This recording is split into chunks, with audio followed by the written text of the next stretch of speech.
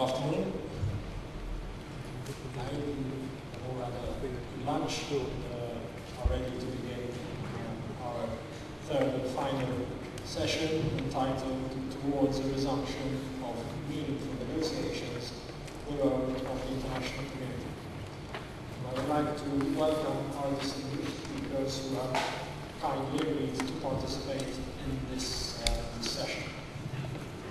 We shall follow a format similar to the previous sessions.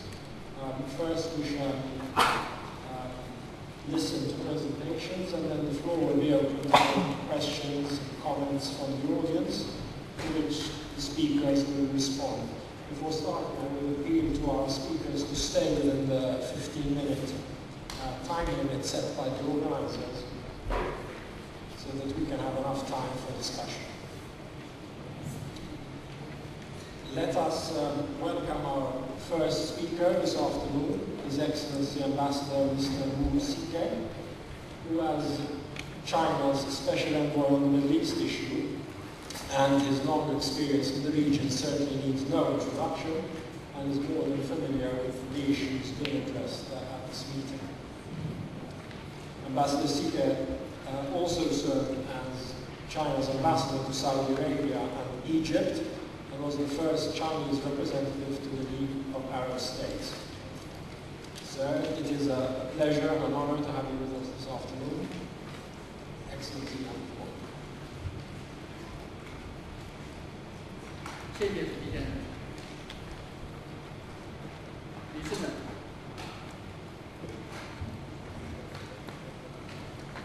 先生们，下午好！很高兴同各位新老朋友一起探讨国际社会在推动巴以恢复谈判方面的作用。相信我们今天下午的讨论有助于凝聚国际社会出河势头，为早日恢复巴勒斯坦人民的民族合法权利做出积极努力。巴以争端的主角是巴以双方，但是这一争端极为尖锐复杂，仅靠巴以双方难以解决，需要国际社会的大力支持和共同努力。事实上，从土地换和平原则的确立，到奥斯陆协议的签署，再到阿拉伯和平倡议的提出，和平进程取得的几乎每一个重大进展和每一项重大成果，都少不了国际社会的贡献。几十年来，中东外交的经历和10年多来我的特使工作的经历，让我深深意识到，巴以争端对地区乃至世界的和平与安全有着深刻影响。国际社会在推动巴以和平进程方面责无旁贷。前不久，我再次访问了巴勒斯坦、以色列、埃及、约旦等国家，我感到地区民众更加期盼巴以和平，有关各方劝和促谈的意愿也在上升，但和平进程仍面临不少的阻碍。在此情况下，国际社会应该做出些什么？这确实值得思考。我认为应该从如下几个方面入手。一就是主持公道，要切实尊重巴勒斯坦要求结束占领和建立独立主权国家的合法权利，坚持土地换和平原则、联合国有关决议、阿拉伯和平倡议等成果，推动消除地理点问题这方面的一个障碍，促进巴以双方建立互信，争取尽快重启和谈并取得实质性进展。二是加大对巴勒斯坦的经济和人员培训方面的支持，并推动改善巴勒斯坦人道主义状况，促进巴经济社会发展，特别是在基础建设方面、投资开发等领域，以使巴方形成可持续的自我发展能力，并为巴勒斯坦独立国家的建立提供人力支撑。这是一项长期工作，但现在就应该做起来。三是要加强安全保障，并敦促巴以有关各方摒弃暴力，停止任何针对双方平民的暴力活动，切实改善巴以地区的安全局势。这对防止复产努力受到干扰具有重要意义。四是促进人文交流，鼓励和支持巴以民间交往，消除双方民众，特别是年轻人的对立和敌意，使和平理念深入人心。这是一项对于实现持久和平具有长久意义的技术性工作。五是完善出核机制建设，国际社会应加强协调合作，使出核机制更加有力有效。联合国的作用应得到进一步强化，为推进和平进程提供切实的保障。主席先生、女士们、先生们，作为国际社会的一员，中国积极支持国际出核努力，不断为推动巴以和平进程注入正能量。中国一贯根据事情本身的是非曲直，决定自己的立场和政策。中国坚定支持巴勒斯坦和阿拉伯人民争取恢复民族合法权利，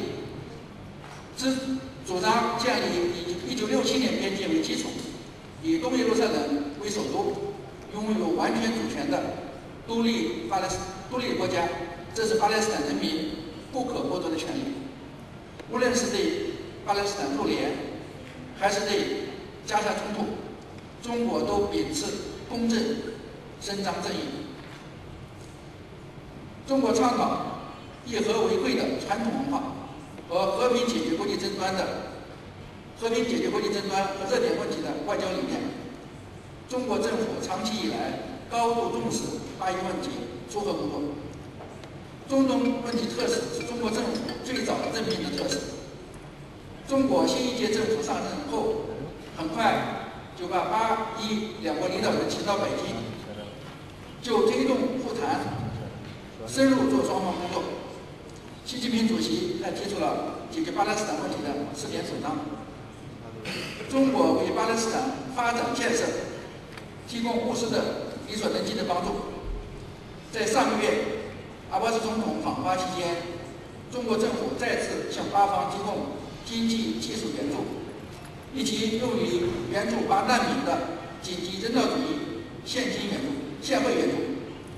中方还承诺，未来3年将帮助巴方培训1000名专业人才，并加大对巴方在教育领域的支持。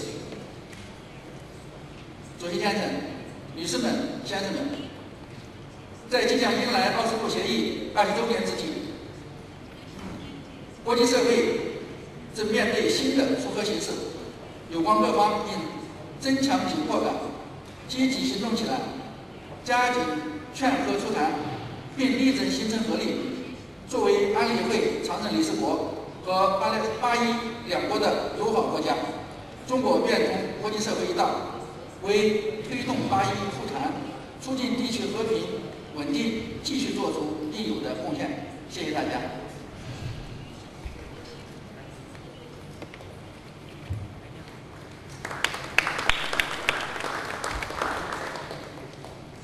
I thank His Excellency Mr. Wu Senior for joining us and for sharing his vast knowledge and experience.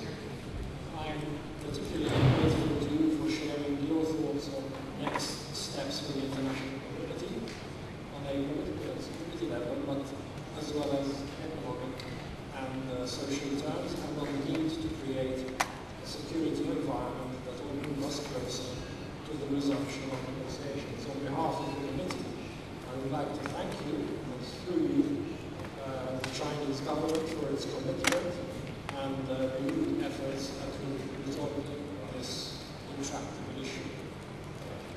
I wish you every success in your important work as China's special envoy on the Middle East issue.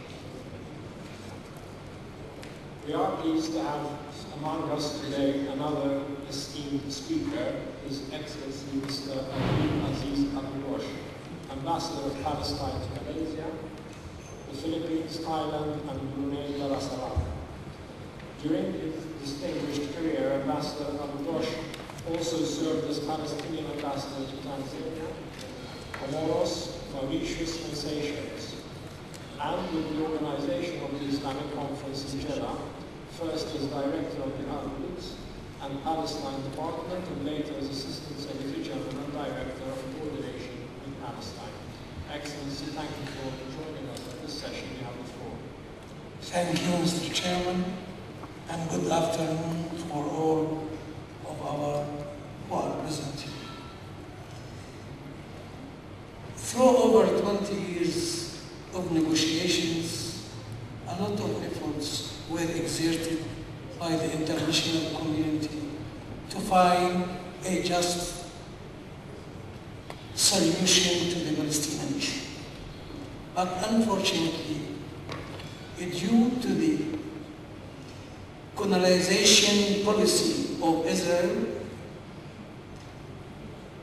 their continuous building of settlements, expanding the existing one, and erecting the apartheid walls, increasing the humiliation checkpoints, and incursions to the Palestinian cities and towns, and altering the civilization, the demographic, the history, the religious status of Jerusalem, keeping such policy of Israel against the Palestinian people, practicing illegal, inhuman measures against the Palestinians, and these negotiations with no outcome. In spite of the goodwill efforts of different circles and countries to resume the negotiation between the Palestinians and the Israelis, unfortunately, it also faces failure due the insistence of the stubborn policy that Israel is practicing against the Palestinian people and denying the inalienable rights of the Palestinian, including the two-state solution, recognizing the two-state solution in Palestine. One of the recent attempts was the visit of the President of the United States to President Obama to Palestine, which followed also by successive visits of Secretary of State of the United States to Palestine, trying and attempting to resume such negotiations. Till now, we have no outcome. We hope that he will succeed, because the Palestinians are eager, before anybody else, to achieve a comprehensive and lasting resolution on the issue of Palestine.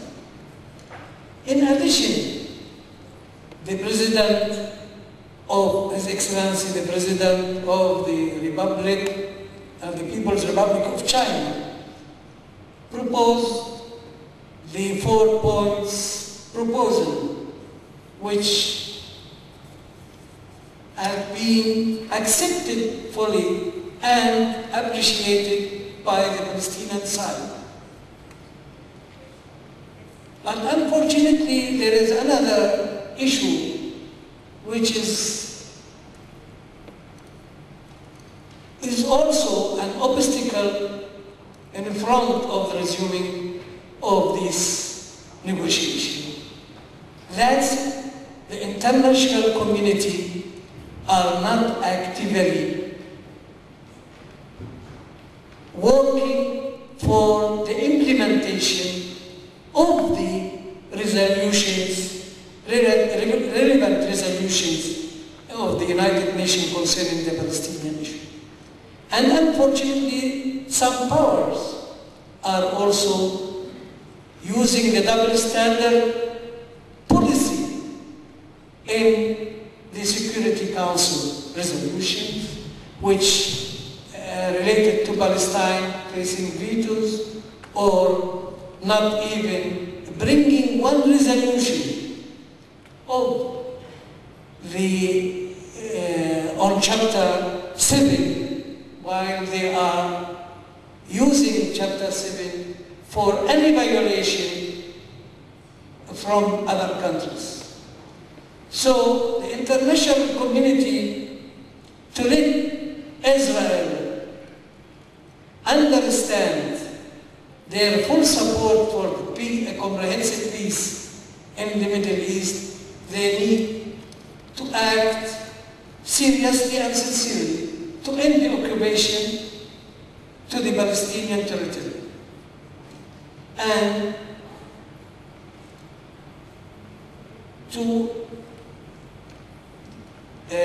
for this negotiation to be successful, the only way to peace between Palestine and Israel has also to be based on a reference of fixed frame of time and also a reference to the relevant resolutions of the United Nations concerning the Palestinian issue. Sanctions has to be taken by the international community against Israel and against the violation of Israel to the international law and to human law, humanitarian law. Without such sanctions, Israel will not listen or abide to the Security Council resolution or the General Assembly resolution. These sanctions have been used against the apartheid regime in South Africa, and the result was very successful. These sanctions have to include all sorts of forms of sanctions, including the military, the economic, even the sports, against the Israelis, and to make Israel accountable to all the violations that they are doing in the occupied territory. The Palestinians accepted all the initiatives from Robles till now. We are always having a new initiative, either by the name of the foreign minister, or the name of the quartet, or the name of any different circles who are working for peace and to achieve peace in Palestine. But because Israel even doesn't implement the agreed upon agreements between Palestine and Israel, which they already signed, and the Palestinian from their side, they implement all the requirements which is asked and required by the international community. The vision of the Palestinians for peace is very simple. We are looking forward to the withdrawal of the Israelis from the occupied territories since 1967, including East Jerusalem, and to enable the Palestinians to practice their right of self-determination in their homeland, and also have a resolution for a just resolution for the Palestinian refugees in accordance of General Assembly Resolution 194, and also establishing our independent Palestinian state on the land occupied in 1967. That means West Bank, Gaza Strip, and East Jerusalem as its capital. This is the vision of the Palestinians, and we are waiting. We compromise. A painful compromise has been paid by the Palestinians when they accepted to have the Palestinian state only on 22% of the historic Palestine.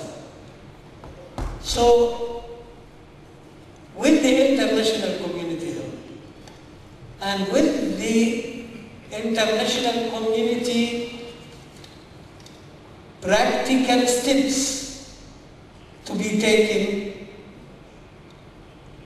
the Palestinians will achieve their goal in freedom, which is longly awaited, and the two-state solution will be accomplished. Otherwise, the Palestinians, I don't think we will wait more than such a long time for our freedom to be accomplished. So, once again, we appeal to the international community. They have a role, and they have to take it, and to take it seriously, so that they can push the peace process forward and resume it in accordance with the relevant resolution. Thank you very much.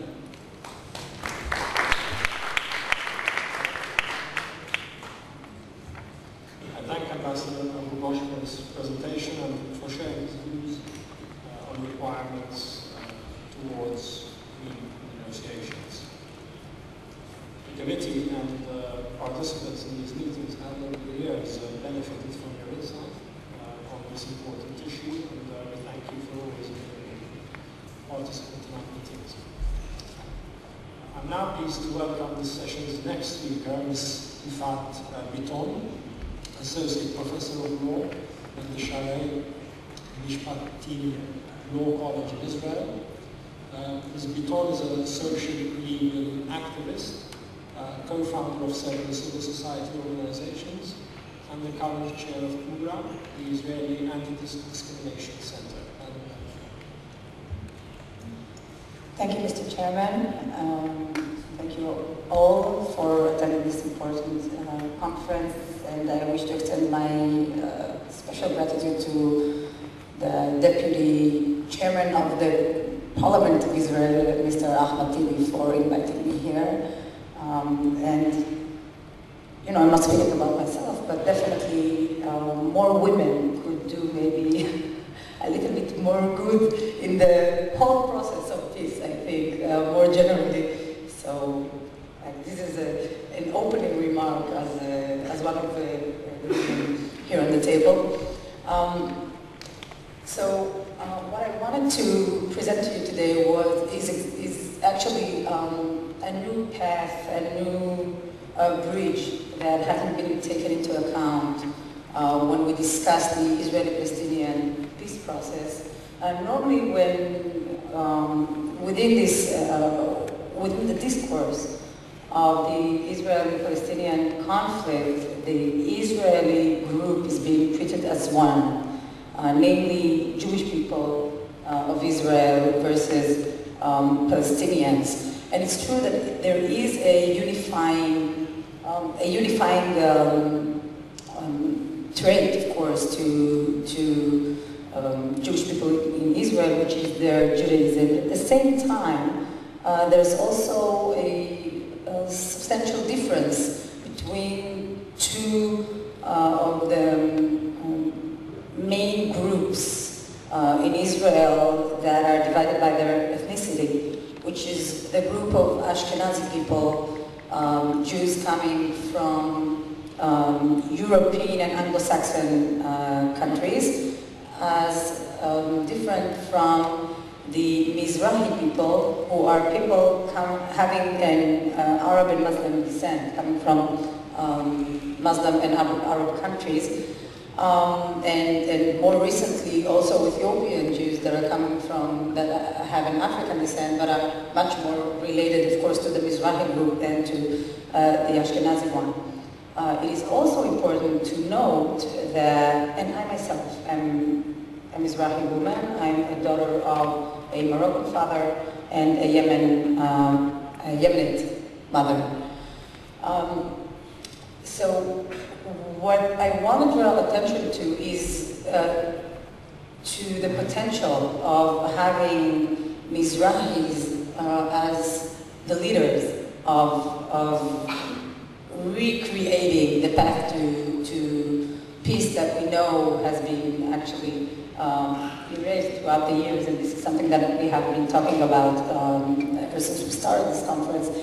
And in this respect, like in a nutshell, I would say that I'm capitalizing on the last remark by Mr. Lahki, who said that in Morocco he knows very well that Jews and Muslims and Jews and Arabs lived so well together, and that there is a potential, a great potential there for us all to return to these days, even though we're living in other constellations right now, other political constellations, etc., etc.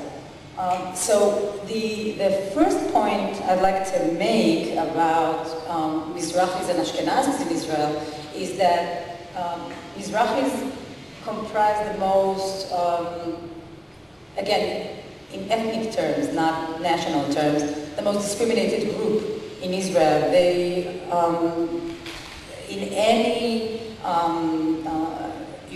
mobility, social mobility aspect that you can imagine, they are lagging behind the Ashkenazi group. It is also very important to note that the political hegemony in Israel has always been and is still led by Ashkenazi leaders. Actually, the last elections yielded the most Ashkenazi Knesset ever, parliament ever in Israel.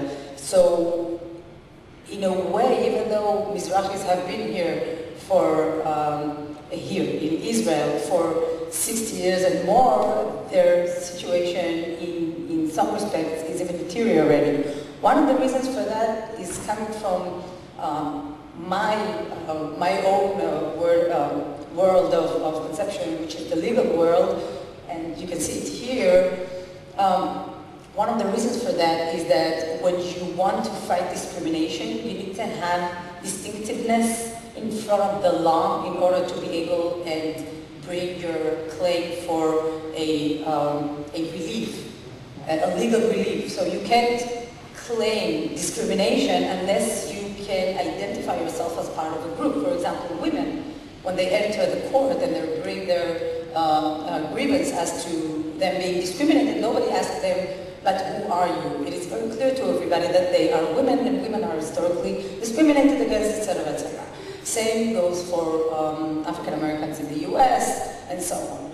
But when it comes to Mizrahi people, there is a complete denial of their existence as a group, both in political terms and in legal terms. One of the reasons for that being the fact that, if Israel is the home, the land of the Jews, for all Jews, then it cannot really relate to some Jews in one way and to others in another way.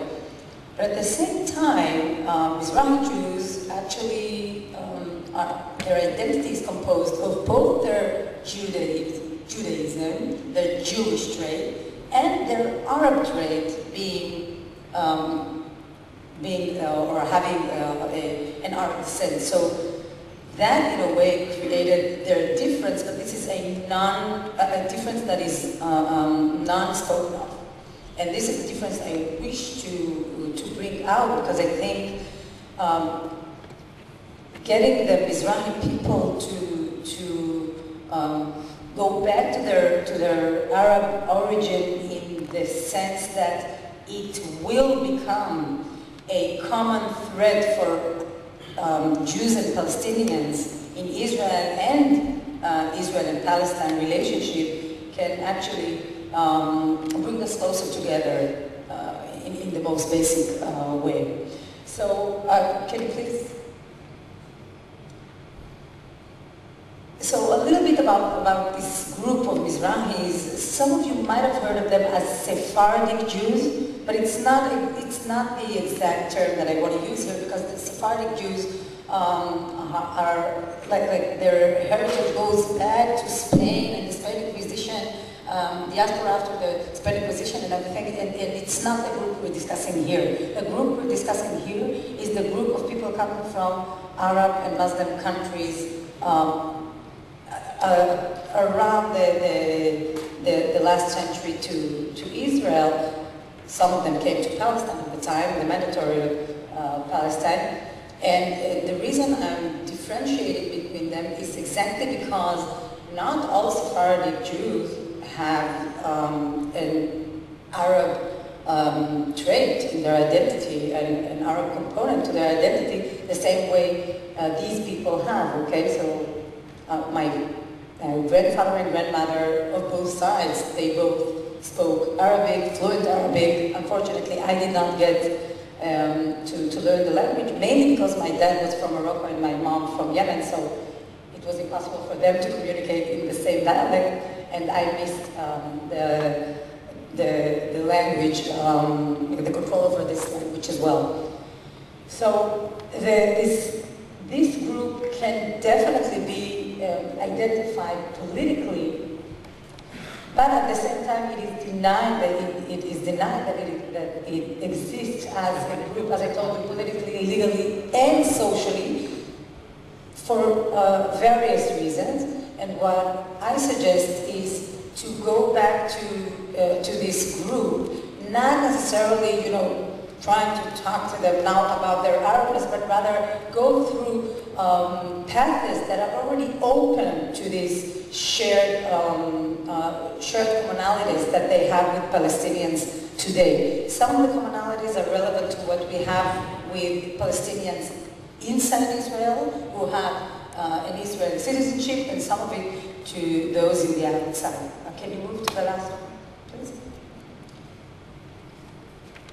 So, this is what I call a third space. Now, normally when I have this talk, I refer to it in legal terms, and I'm thinking about mutual cooperation that Palestinians and Israelis can have in the legal sphere that can bring them together. And I was responsible to one of these legal battles when I dealt with municipalities that were suffering from shortage of budget coming from the state of Israel. And again, it is very difficult to find the Ashkenazi leadership treating Mizrahis and Palestinians inside Israel in a somewhat related manner. So both kind of municipalities of Palestinians and of Jews in Israel suffered from very similar difficulties with the budget, and I took this case to the Supreme Court, arguing together for the two groups that they were suffering from discrimination, and the natural way in which that worked. The fact that no one asked for a second, but are you putting us both on the same footing? Not Palestinians and not Mizrahis. They both have claims in this respect, but for both groups, it was so natural to have their shared interest brought together to the court and discussed there together. And I think both groups have a lot to gain from such a cooperation. So what worked very well for Mizrahis in this respect was that now the court could look at them as a discriminated group, because in a very complex way, the legal system in Israel looks at Palestinians that are the citizens of Israel as a discriminated group, and this must be said. So they do it, and at the same time, there are a lot of policies that discriminate against Palestinians, but still, they hold this position of knowing to be discriminated against, so the court would immediately address their claims of discrimination. At the same time, Palestinians could, the Palestinians that were, again, citizens of Israel could take their own advantage from working together with Mizrahis, because normally when they suffer from shortage of budget in their municipalities, the claims against them is that they have, this Arab culture of not paying tax, not wasting money for things that are not important, and suddenly the court, the state couldn't bring these claims because, next to them there were Jewish municipalities having the same problem. So it's a very sophisticated claim, but at the same time it was very helpful eventually, and we won the case. So there are many other ways to think about the relationship between these two groups, and I want to bring a few of them that are not legal, because I'm not going to go through the legal, this is the legal propositions that I have as to how they can work together. But for example, not exactly riots, the protests that was taking place in Israel two years ago, that was the most impressive one in years and years of Israel's history, was actually a protest about, the non-convenient life in terms of the economic, the expenses of living in Israel, as Mr. Ben Simon has put it yesterday. But you could notice very easily that for Mizrahis and Palestinians, the whole issue was completely different. For them, it was not a case where in the past their parents could buy apartments for them as the second generation, and now their parents cannot, which was actually one of the main reasons for going to the streets. They had real issue with housing rights, and Palestinian cities where there was no plans for development, no infrastructure, things like that. They could walk together as a block, as a single block, and they walked hand in hand with people from Mizrahis from mixed cities like Yafo, like Akko, like Ramle, like Klon. We marched together, and we marched separately from the other protesters. And you have to realize, when we talk about mixed cities, etc., in Israel, it's always of Palestinians and Mizrahis. You won't find Ashkenazis there. So again, thinking about the deprivation that these two groups are suffering from, that in a way takes them to the bottom. Just take them to the bottom, and when you're at the bottom, all you have left with, or you're left with, is a way of looking next to you and blaming the one next to you, and blaming the others. And this is a problem that we are, Israel is being created and nourished exactly in the place where people that could be the bridge for peace are being actually deprived of any, I would say, inspiration to do so. When you fight together on the last piece of bread, you just eat whoever is next to you. But at the same time, again, when it comes to Palestinians outside Israel, we can see the new campaign that was now launched by the Ministry of Foreign Affairs in Israel about Jews coming from Arab and Muslim countries being refugees themselves, and how their status as refugees can actually be somehow set off with that of Palestinian refugees. So to me, this is like a cynical abuse of a group who is actually suffering from discrimination inside of Israel. They do feel, in some senses, refugees, but it's not because of Palestinians that they feel so. It's because the state of Israel doesn't allow them an equal status within Jewish community in Israel. And last but not least, and definitely relating to what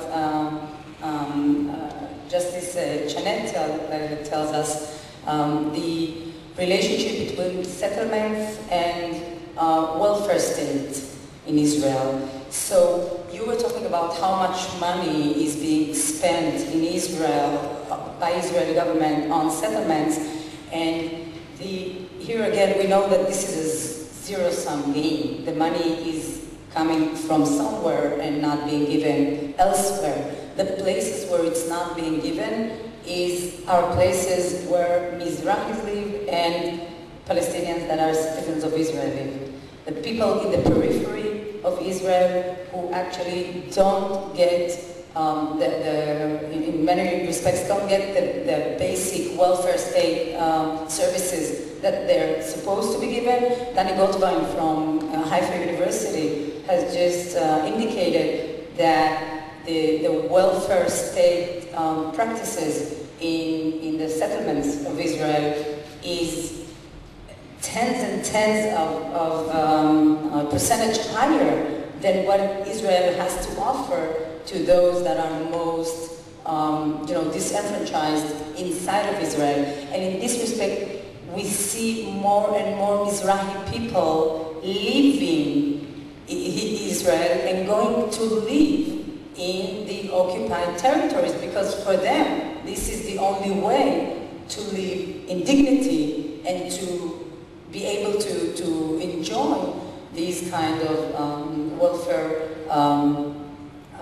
money that the government is allocating to these places. So this is, these are only few examples as to how related these two communities are, and I think there's a lot more to the relationship that can be built between these two groups, and they already live together in so many cities, and in many of them they live wonderfully together. They are the sign of peace and the ability to live together. And definitely this is something that I would encourage the UN to further explore and invest in understanding these more nuanced reading of society in Israel. Thank you.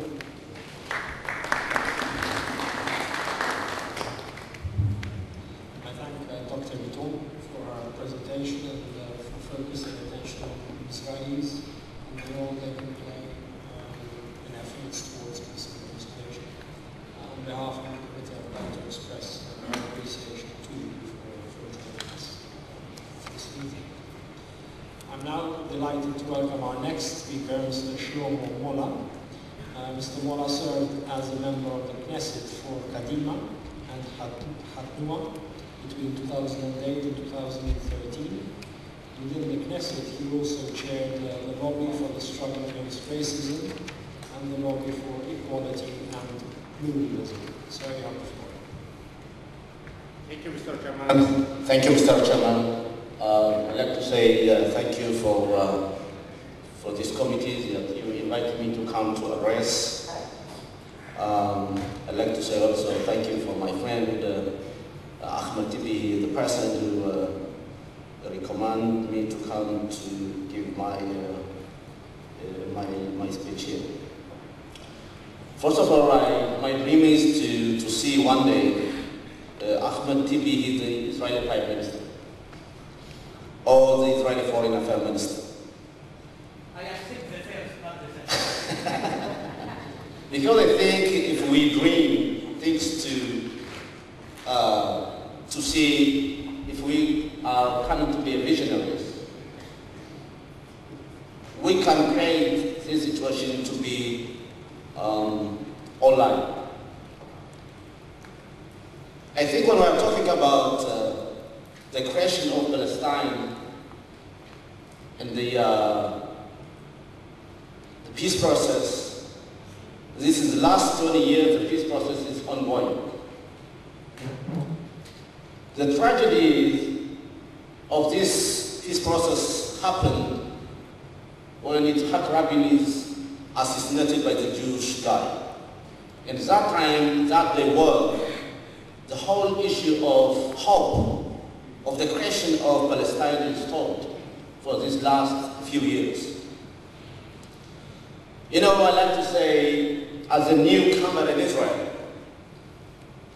I know Menachem Begin, when he gave his speech, or before the election, he never said he's coming to make a peace negotiation with Egypt. Yitzhak Rabin also, when he came in his campaign election, he never said, I am coming to negotiate with Arafat. Ariel Sharon, when he came to his election campaign, he never said, I will withdraw from Gaza. Even Ehud Olmert, the Kadima leader, when he became in power, he never said, I'm going to make a negotiation with Abbas and to become very close. Negotiation, he never said that. Our tragedy is Netanyahu. That's the truth. Netanyahu is only a politician. He's not a visionary Israeli leader. That's the problem. Netanyahu is a person of political survival, daily survival. He never thinks about the future of Israel. That is our tragedy as the Israelis.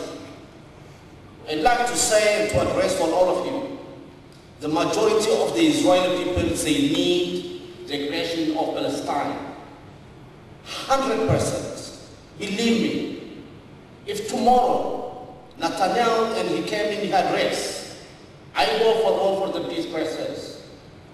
I go to get solution for this conflict based by 67 border. Jerusalem must be the Palestine capital. And the only thing I like to see, we need a swap between Israelis, territories, and the Palestinians, and something like that. If he addressed that, he can be a great leader of Israel. But Netanyahu by himself, he is hostages of his own ideology and his father's ideology. That is our tragedy. There is no any solution to come without forcing Mr. Netanyahu by United Nations, European unions, your government, or American government, without forcing him to come to sit down and to say, what is your solution? Never is not happening. So, you know, Netanyahu is already all the time, he said, I like to stay here in my chair as a Prime Minister. His slogan is what Yitzhak Rabin was saying for. Yesterday someone announced about Yitzhak Rabin's coming for Madrid conference. But Yitzhak Rabin, he don't came for Madrid conference really to build the Palestinian nation. That was not his goal. His goal was to come only for the conference, just to talk. That is what Netanyahu's strategy today. But I'd like to address you, my friend Daniel Ben-Simon, he talked about yesterday, about the Israelis, what happened in the last elections. Of course, the new party called Yesh Atid, the future. And he announced by himself, I go forward for the peace process. That's what he gets in 1960. My party leader, Mississippi Livni, the only woman, and I and my colleagues, during the election campaign, we said we need to forward for the two-state solutions. We get already number 6 states. I was number 8. But I'd like to recognize to you, in that day, TP told me, Shlomo, what I have to do now. I told her, TP, you have to join Netanyahu's cabinet. Agree to join him, but you have to put a deadline to join him only 1 year. If he is not coming for the serious negotiation with the Palestinians, with the creation of Palestine, you have to go out. You have to fail his government. And she said to me, Shlomo, that's what I'm going to do. My hope is today. I know Daniel is very pessimistic when we talk about CP's position. But I'd like to tell you CP's position is, if there is no negotiation between the President of Palestine, Abbas, and Mr. Netanyahu, based by the roadmap, Arab initiatives, and creation of Palestine based by 67th border, she's not staying in his government for a few months. And then happens, we can see new things happening in Israel. I think, but for the United Nations, you have to also play a very strong game in this issue. I think the United Nations must accept the Palestinian state tomorrow, today. Not only to be the observers or something like that. When Israelis they see the United Nations as a serious organization, the creation of Palestine is very serious. The Israeli can say, we have to go forward. Something is happening here. Must be done that tomorrow. Not to stay for another years. And I know what the Americans' position in the General Council, and I know they are the vote veto and so on. You have to find a way to be and to create the Palestinian state in the United Nations. Number 2, I think the United Nations though must ask Israel to release the prisoners, to create a new environment of dialogue. There is more than 6,000 prisoners inside Israel, in the Israeli prison. For what? For what reason? And the United Nations, your government, they must ask Mr. Netanyahu to release Palestinians in prison. Also, the United Nations must do all the best to unite the Palestinian people. I'd like to tell you what the Israelis concern. The major concern of the Israeli people is the classification of Palestinians in Gaza and the West Bank. You know, as I told Ariel Sharon, he withdraw from Gaza for the international war. And his hope was, we can be quiet in the Gaza. What happened was, from Gaza we get rockets, including this morning. Even the peace supporters Israel, they said, why we get rockets from Gaza? For the civil societies in South Israel. I think if we are very serious, we are supporting the creation of Palestine, we have to say, we have to condemn what we say, the terrorism activity from Gaza and from the other places.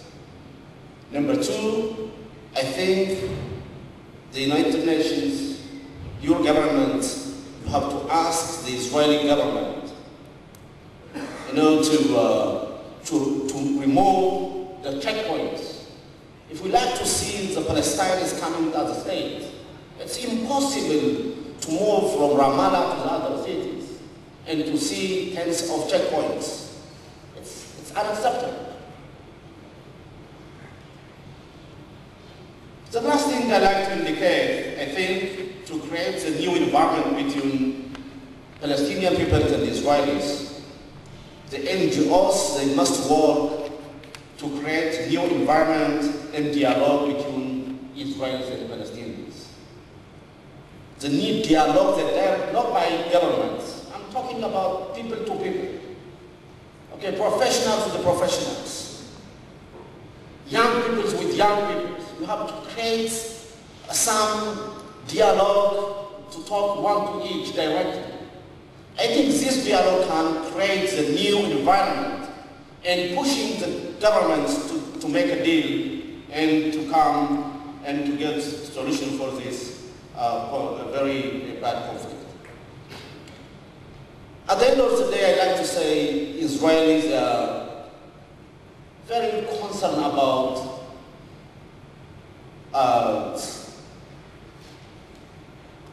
making or creating one-state solutions.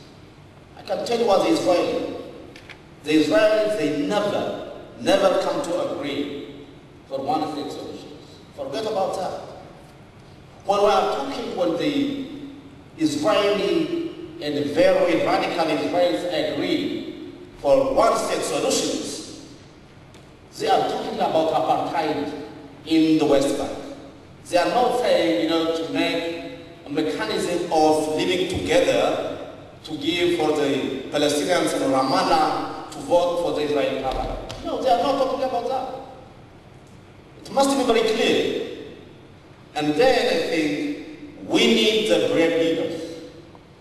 We need the brave leaders to bring this problem for the end of these solutions. As I said, 40 years occupation, it's unacceptable.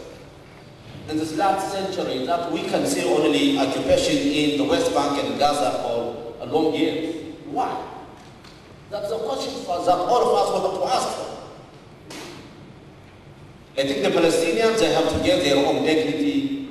We are the civil people, politicians, leaders in both sides who have to create the coalition of forcing our leaders to get these solutions.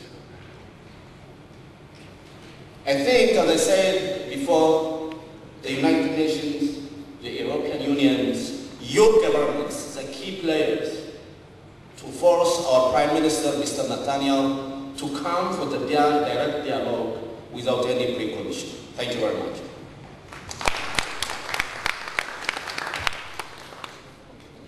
Thank Mr. Moore for his presentation and also for his incisive reflections. I think we have all benefited from your contribution today. We appreciate your participation in this meeting. Last but not least, where he focuses on Middle East issues. He travels regularly to the Middle East, including Israel and Palestine, and has spent time in the Gaza Strip working with a Palestinian NGO to fundraise and design conflict resolution programs targeting the Palestinian community. Sir, thank you for joining us today. You have the floor. Thank you very much, Mr. Chairman. Excellencies, ladies and gentlemen, it is an honor to be here. I'd like to thank the Committee on the Exercise of the Inalienable Rights of the Palestinian People for the invitation, and I would like to thank the People's Republic of China for hosting this important gathering. I've been asked to speak about the role of the United States in efforts to realize a two-state solution. Sadly, much of the blame for the lack of peace to date lies with the U.S. In signing the Declaration of Principles 20 years ago, the Palestinians looked to the United States to address the power imbalance between them and Israel. And at the risk of oversimplifying, the U.S. has been unable to do that, and that is why the occupation continues. So why is this? Well, first, I think it's safe to say that the U.S. has long had a certain general bias towards Israel. The roots of this phenomenon are actually very old. They go back to proto-Zionist ideas in American Christian theology. But in addition, especially after the Holocaust, the image of Zionism as portrayed in the United States resonated with the pioneering narrative of the dominant white culture. Israel's status as a democracy in what was then an authoritarian region also helped its perception in the United States, and especially prior to the War of 1967, many Americans could not understand the Arab refusal to negotiate with Israel. Last but not least, Israel has a history of significant personal ties to the United States, including senior officials born in the U.S. and even prime ministers who've spent many years there. But despite this history, until the early 1990s, the U.S. was able to secure Israeli compliance at key junctures to further U.S. national interest and regional peace. This includes 3 cases in which the U.S. played major roles in Israeli withdrawals from conquered territory, not the least of which, of course, were the Camp David Accords, negotiated by my boss, former President Carter. Since the Clinton administration, however, the U.S. has been unable to sustain the kind of engagement necessary with Israel to bring about a final status agreement with the Palestinians. So what changed? I mean, why was the United States able to engage Israel in such a way as to bring about territorial withdrawal in the past, but not thus far in the case of Palestine? Well, the U.S. may have this long-standing general bias to Israel, but I would argue that the nature of that bias has changed in at least 3 key ways in the last 10 to 20 years. The first is the well-documented rise of a very conservative pro-Israel lobby in the United States. There have long been pro-Israeli voices in policy-making circles in the U.S., but by the mid-90s, the lobby was a force that was more potent than it had been, say, as of the 70s. The positions of the lobby also became more conservative with time, mirroring the political discourse in Israel. So that's the first change. Second change are the September 11 attacks in the United States in 2001. Unfortunately, the attacks made Muslims as a whole appear threatening to many Americans in a way that they had not before September 11. Particularly on the right, in conservative circles in the U.S., there was a tendency to tar all Muslims with the brush of Al-Qaeda. This worked against unfairly the perception of the Palestinians, and it gave credence to Israeli arguments at the time that the U.S. and Israel were now fighting some shared struggle against terrorism. But the third, and I think most recent change in this phenomenon in the United States is the rise of an influential minority, including some political elites, including members of Congress, that seem to view U.S. and Israeli national interests as essentially the same.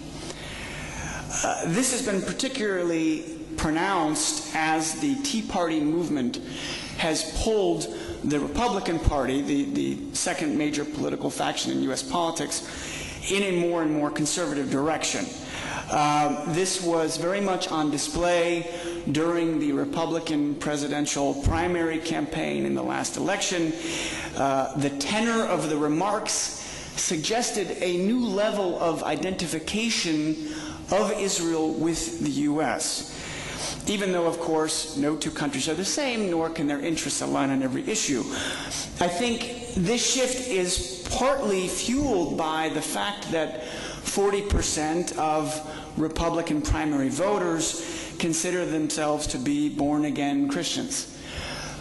Christians United for Israel claims to be the largest pro-Israel organization in the United States with over 1 million members. And these Christian groups have joined forces with the traditional right-wing Jewish lobby to form an even larger bloc of support for the policies of the incumbent Israeli government. Unfortunately, these three changes have come together at precisely the historical moment when maximum leverage is needed to work with Israel to reach a final status agreement with the Palestinians. None of this bodes well for Secretary Kerry's efforts. For what it's worth, I don't think President Obama ascribes to this worldview. He certainly recognizes that Israel and the U.S. have divergent interests on certain key issues. I believe President Obama would like to see a two-state solution. I think the same goes for Secretary Kerry. I think they both understand these issues. The problem is that the Secretary can only hope to be successful if President Obama decides to use the full powers of his office to realize the creation of a Palestinian state. This means President Obama would have to prioritize the question of Palestine over other pressing policy issues. An energized Secretary of State is necessary but insufficient. The Secretary must be empowered by the President, and the President must be ready at key junctures to expend substantial political capital in the U.S. Congress if he is to have any hope of pushing back against the lobby and moving Israel toward difficult territorial concessions. President Obama's record suggests that he is not going to prioritize Palestine in this way. The Obama administration has wrongly concluded that they were burned by both sides, Israel and the Palestinians, in their first term, in their limited efforts to address this conflict. I'm afraid that they view this issue as a political liability that is less important than their domestic policy struggles, not to mention other upheavals in the Middle East. So what does this mean for the Palestinians? Well, I believe that if reasonable terms of reference can be secured, the Palestinian leadership should be open to negotiating with Israel. This is, I think, the position of President Abbas. But at the same time, since they cannot rely on the United States to deliver Israel, it's left to the Palestinians to challenge the status quo. This could include at least 3 measures to nonviolently shift the balance of power vis-à-vis Israel. The first of these is internal. I believe the Fatah leadership should make every effort to reconcile with Hamas. I think this issue is popular enough among Palestinians that it would be difficult for rejectionist elements in Hamas to oppose a serious push by President Abbas for an agreement. An agreement would, of course, have to include new elections for the Legislative Council, the Presidency, ultimately the National Council. And it would need to include transitional justice initiatives to address the victims of the internal conflict in the West Bank and Gaza. The second piece of this is diplomatic. Palestine should be prepared to take additional steps at the UN and in other international fora to assert Palestinian sovereignty and pressure Israel. I believe the Israeli public is aware of the threat of further isolation. And frankly, they need to see that there are costs to the status quo. Concerted diplomatic action can drive home this point. The General Assembly vote last November 29 conferred state status on Palestine, but it also demonstrated that the Palestinians have some leverage. With that vote, Palestine forced the Europeans and others to take stands in support of Palestine or at least not in opposition, that they otherwise would have deferred. Further action could include a series of graduated measures. At one end of the spectrum, as other speakers have referenced, there are over a dozen relatively non-threatening international instruments and conventions that Palestine could sign as a state. And as has been mentioned, the paperwork for these moves is ready with President Abbas. Moving along a continuum, Palestine could choose to join agencies like the World Intellectual Property Organization, or the IAEA, bodies that are strategically important to the United States. And of course, at the other end of the spectrum, Palestine could opt to join judicial bodies like the International Court of Justice and the International Criminal Court, though this would not have to automatically translate to filing cases against Israel. Finally, third, I believe a unified Palestinian leadership should then attempt to develop a broad-based strategy for popular mobilization and nonviolent resistance. First of all, this would need to be predicated upon an agreement between the major Palestinian factions on the goals and tactics of such a movement. Then there would need to be a further agreement between the political leadership and existing grassroots activists in the West Bank and Gaza. This is a delicate matter. Many Palestinian political leaders are wisely sensitive to not wanting to be seen to hijack existing grassroots resistance to the occupation. At the same time, many activists would prefer to keep the Palestinian Authority at a distance. Nevertheless, some form of coordinated strategy must be developed. This is a practical necessity. At present, Palestinian security forces have orders to separate, where possible, Palestinian demonstrators from Israeli forces. The rules of engagement between Palestinian security and civic protesters would need to be worked out. In addition, the PA has, I think, a major role to play in attempting to prepare for Israeli countermeasures to these steps, particularly hits to the Palestinian economy. The PA would also have a role to play in terms of helping to coordinate messaging between the political leadership and the activists around the goals of such a campaign. The PA could also help in efforts to promote and coordinate boycott, divestment, and sanction activities. I don't want to sound naive. I recognize that none of this would be easy for President Abbas or the Palestinian leadership. The Palestinian Authority is already grappling with an unprecedented financial crisis. President Abbas is understandably reluctant to risk further cuts in revenue transfers from Israel to the PA. If he is to have the freedom to seriously challenge the status quo, where possible, Western governments should provide assurances that aid would continue to the Palestinian Authority, even if such measures were undertaken. For their part, the Arab states should make good on the promised safety net of $100 million a month designed to make up for lost customs transfers from Israel.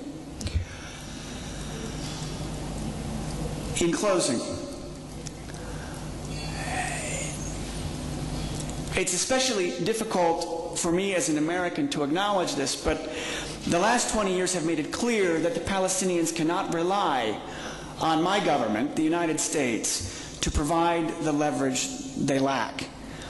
This does not mean that the Palestinians should shut the door to negotiations, but at the same time, they should move to deliberately and nonviolently impose costs on Israel for the status quo.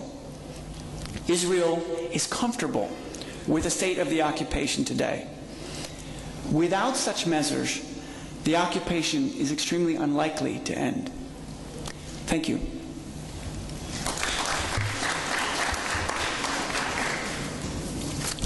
I thank Mr. Stock for his thought-provoking presentation, and also for very nicely setting the stage for our discussion by suggesting a number of non-violent specific measures that Palestine may choose to take, and that could alter the status quo. We very much appreciate your participation in this meeting. We are now ready to start our discussions. The coffee break will be deferred until after we have finished the discussion, in order to give the Secretariat time to prepare for the closing session. Participants are welcome to ask questions or make comments on the presentations which they have heard. We shall follow the usual practice. We shall take comments or questions from the audience, and then our speakers will have the opportunity to respond. Please identify yourselves at the beginning and keep your interventions as brief as possible. To whom may I give the floor? Mr. Salam, you have the floor. Mr. Ben Simon. I have three first names, Daniel and Ben and Simon. But in Hebrew, just Ben Simon, son of.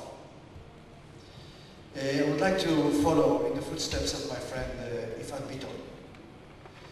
You mentioned the Orientals in Israel as being very close to the Palestinian cause because of the cultural roots and the closeness in terms of socioeconomic status. But statistics show otherwise. All elections show that most of the right-wing parties get their support from Oriental voters. Science will stop. And I must say, even in the last elections, most of the support of the right-wing come from maybe your family, or your friends, or your relatives, I mean, the Oriental family. What's in there that makes it so close? And is it something that will go on forever, or something that is really incomprehensible? Why the right wing in Israel, which is opposing the peace with the Palestinians, get most of its support from the Orientals?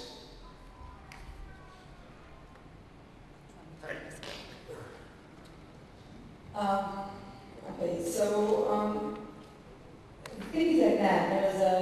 It's usually know that it's a very complex issue when it comes to elections in Israel, and most of the Israelis do not vote for Netanyahu because he is against Palestinians, but rather because they are against his opponents historically, who were the first ones to treat them like really, really, really bad. I don't want to use very harsh words. So historically, those who discriminated most abruptly against Mizrahis are the left, what we now recognize as the left-wing parties in Israel. And I also wish not to, become very dogmatic about thinking about the left-wings in Israel parties as really leftists, with all due respect. What they mainly want, most of them, is a separation between Jews and Arabs. They're there for thank you very much. So this is not the kind of peace-striving agenda that I would crown with the notion of them being, peace strivers as opposed to the right wings in Israel. This is one thing. The other is that given this reservation, I still want to, of course, acknowledge the fact that there's a lot of work to do, but still remind us that the first to work with Palestinian leaders such as Arafat in the 60s and so on were Israelis like Charles Beaton. He was the first, one of the first Jewish leaders to cooperate with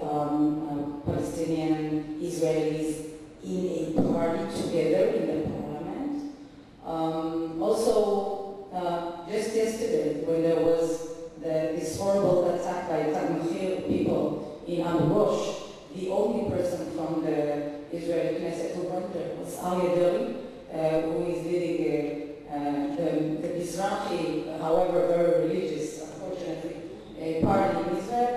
He was the only one to go there and share his respect to these people. And his party has won the greatest amount of Palestinian voters ever in Israel. So there is also a political alliance. All we have to do is to work towards enhancing it. And I think the way to enhance it is, for example, work together on issues that are relevant to us both. We have shared interests. Exactly, almost no Mizrahis in the West Bank today. We have shared interests. We have all the interests in housing rights, in land occupation rights. That these words are relevant to Mizrahis and Palestinians inside Israel. The thing is to do, not to declare. This is my experience from working with my NGO and NGO people on the ground. We just do things and we see how beautifully and naturally Mizrahis and Palestinians work together. They don't need to say one word about any political facts. They know that they belong together in various ways. Thank you. Are there any other questions? Okay. Yes, thank you, Mr. Chairman. I just want to make a comment on Mr. Bora's suggestion that ask Israel to end agree on the checkpoint. I think it is checkpoints, they are part of the occupation. Each time you have an occupation, you have checkpoints. That's why we didn't ask, I Commission didn't ask to stop the checkpoint. They have to stop the occupation. But the result that was born that during the Second War, when Germany was occupying France, there were checkpoints everywhere. Each time you have an occupation, you have military control and checkpoints. So that's put together. Thank you. Okay, I just like to, of course, the issue of the settlement is building new settlement is after. There's a tragedy for this negotiation, the question of Palestine. No question about that. I think when President Abbas asked the Prime Minister Netanyahu to free the settlements, that's very legitimate precondition point. But when I'm saying the reality is until the Israeli settlements, they have to remove from the West Bank and to come inside Israel. The international community must ask to remove the checkpoints, to build a new life environment of moving Palestinians from one place to another. That's what I'm saying. As I say, in my understanding, the settlements, building settlements is a bigger concept of the creation of the Palestine, the question about that.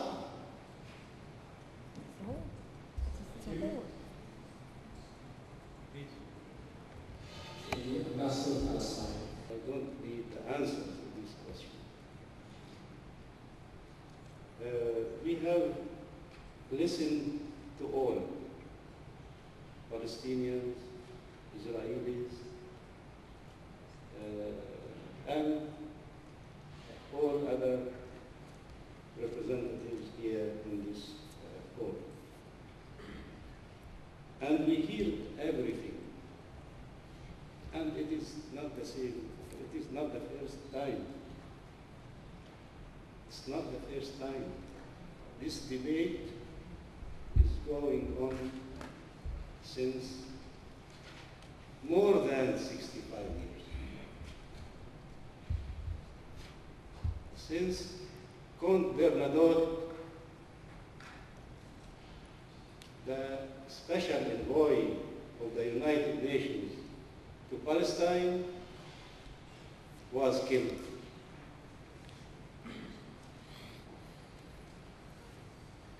And this debate was very hard. We Palestinians, we went from one step to another. From being terrorists to refugees unforgettable people, again to revolution, again we imposed our presence on the international community. And now all the world is with the just cause of the Palestinian people. But what are the deeds after this situation? What should the world do?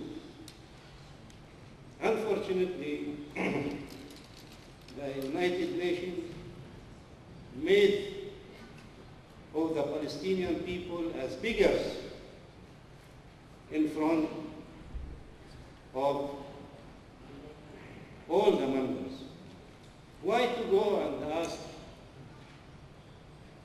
demand membership of the United Nations? We are members. We are members.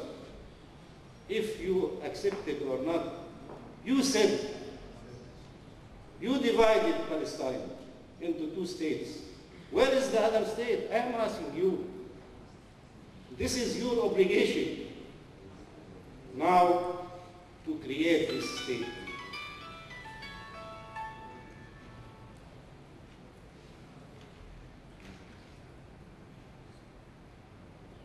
It is true, friends, that Israel now is a reality, And we accepted that. We accepted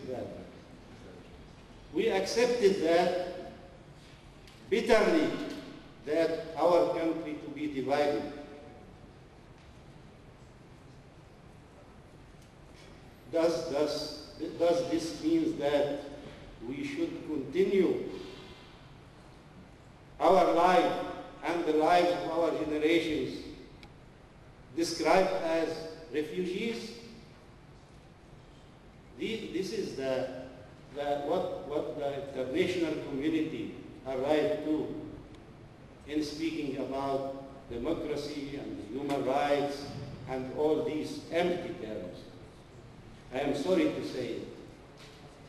It is true, friend Nathan, that there are some key changes in the position of the U.S. administration in the last years.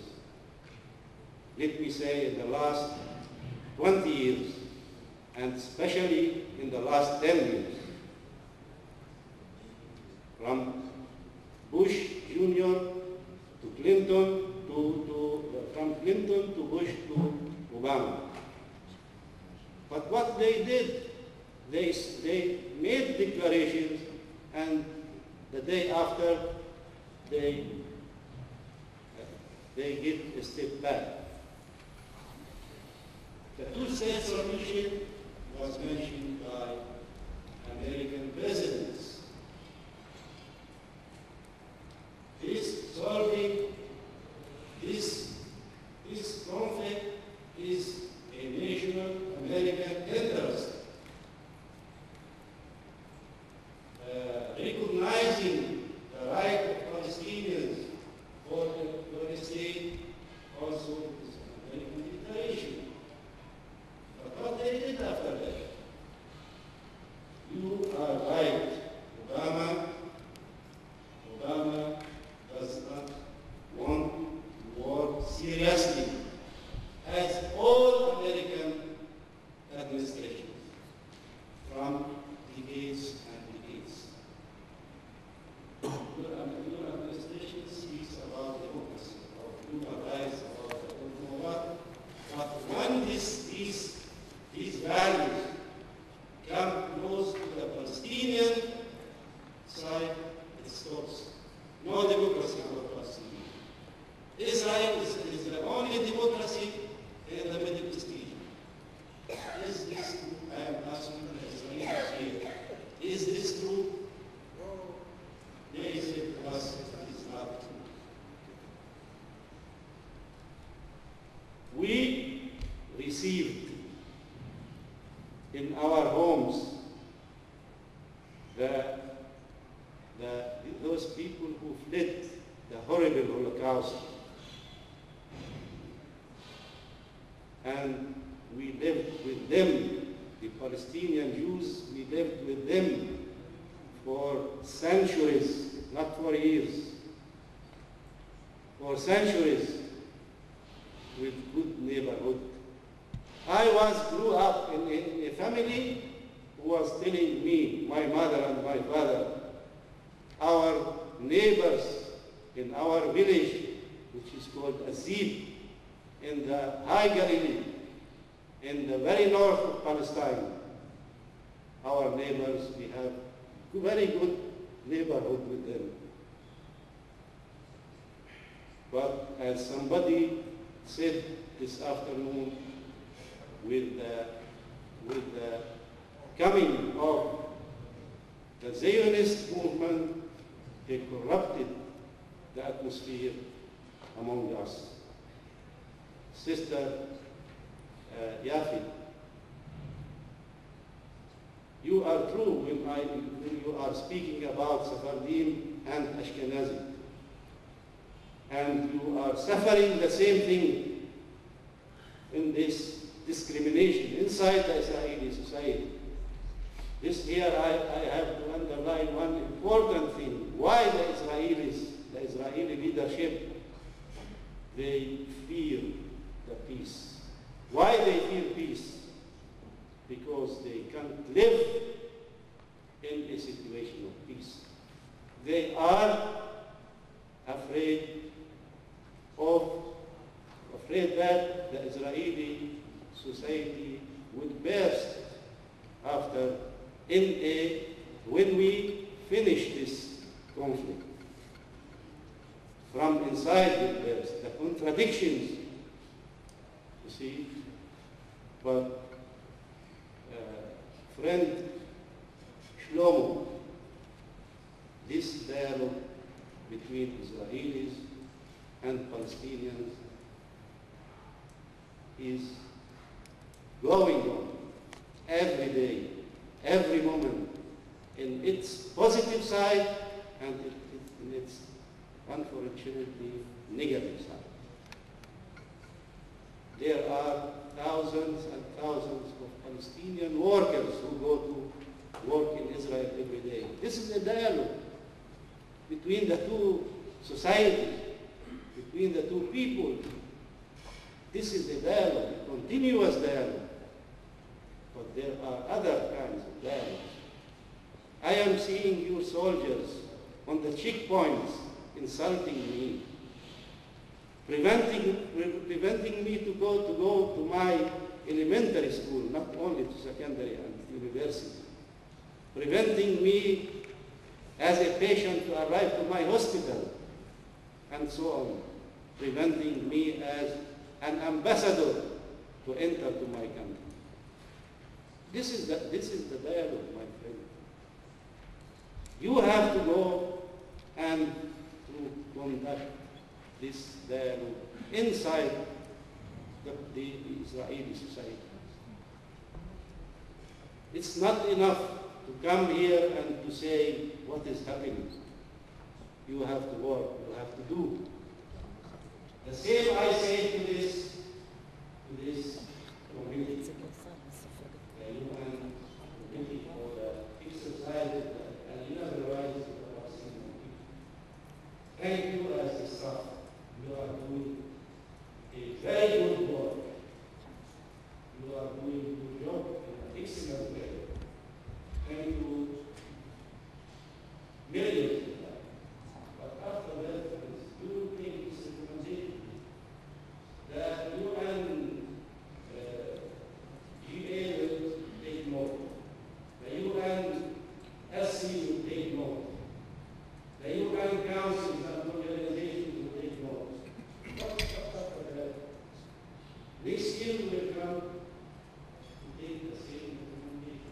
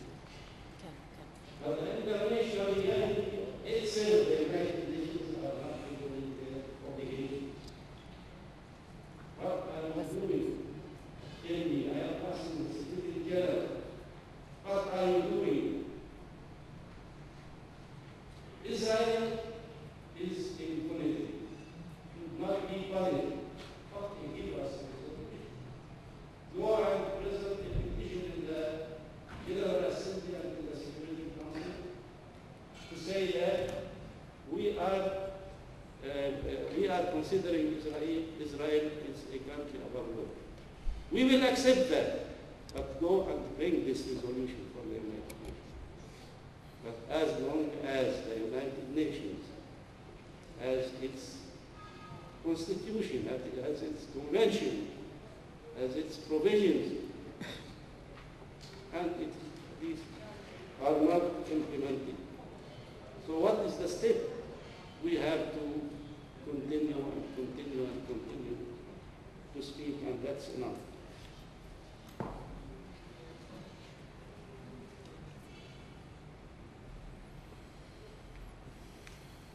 Okay, thank you. These are the notes that I wanted to speak about. Thank you. Thank you. Any further comments or questions?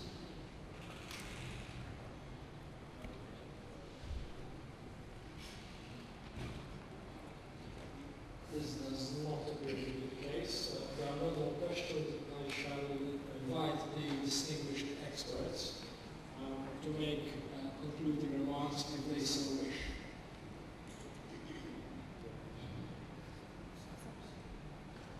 It's not. Just I'd like to say, I think, I want to say the majority of the Israelis, they need peace.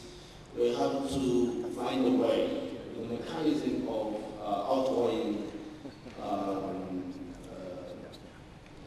dialogue. Of course, there is thousands of Palestinians coming to work inside Israel. When I'm talking about dialogue, I'm not talking such kind of dialogue. I'm talking about political dialogue between people. I think that's possible, and I think we have to work, all of us, all of those people who advocate the peace process and the creation of Palestine. We have to do more to come in our own people, in the media, to speak, to tell, and you are all the representatives. You have a big responsibility in your country to advocate the peace process. I do understand the American position. If Obama needs to go forward with the peace process, I think he able to. I don't know why he don't, but it's not only America in the world. There's also the other nations, and I think we have to do all our best, and to do all our best next year to see Palestine is come to be like that. Thank you.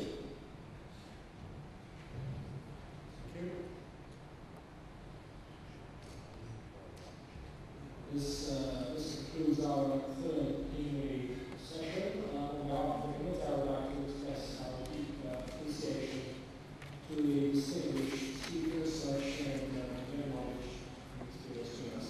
I believe that rich discussion